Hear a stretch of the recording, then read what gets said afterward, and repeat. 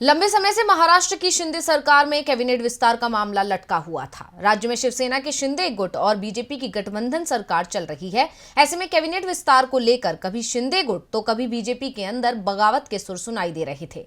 लेकिन अब शिंदे कैबिनेट विस्तार की तैयारी में है। बीजेपी की ओर से भी उन्हें हरी झंडी मिल गई है।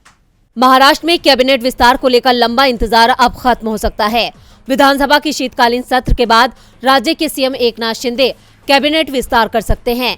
इसे लेकर डिप्टी सीएम देवेंद्र फडणवीस के साथ दिल्ली आए शिंदे ने केंद्रीय गृह मंत्री अमित शाह के साथ बैठक की है और अमित शाह ने भी मंत्रिमंडल विस्तार को लेकर उन्हें हरी झंडी दे दी है।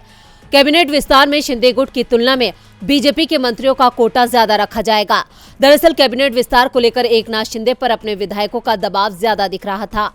राज्य में महाविकास आघाड़ी गठबंधन कैबिनेट विस्तार को लेकर मुख्यमंत्री एकनाथ शिंदे पर निशाना साध रहा था कि उनके गुट के हर विधायक को मंत्री पद चाहिए, इसलिए शिंदे कैबिनेट विस्तार नहीं कर पा रहे हैं। जैसे ही शिंदे कैबिनेट का विस्तार करेंगे, उनके गुट में बगावत हो जाएगी। ये डर बीजेपी के अंदर भी दिख रहा है और इसके चलते कैबिनेट विस्तार टल रहा है। महाराष्ट्र सरकार में सीएम सहित 41 मंत्री हो सकते हैं, जबकि अभी सीएम और डिप्टी सीएम के साथ सरकार में 20 मंत्री हैं, यानी 21 पद अभी खाली हैं और कैबिनेट विस्तार में इन्हें भरा जाएगा।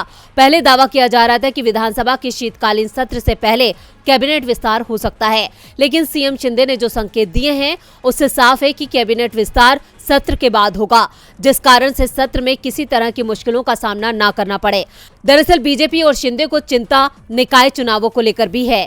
महाराष्ट्र में कभी भी निकाय चुनावों का ऐलान हो सकता है और इन चुनावों में सभी की नजरें बंबई नगर निगम के साथ ही पुणे महापालिका पर भी है और एकनाथ शिंदे निकाय चुनाव से पहले ही कैबिनेट विस्तार कर लेंगे। डीबी लाइव की रिपोर्ट।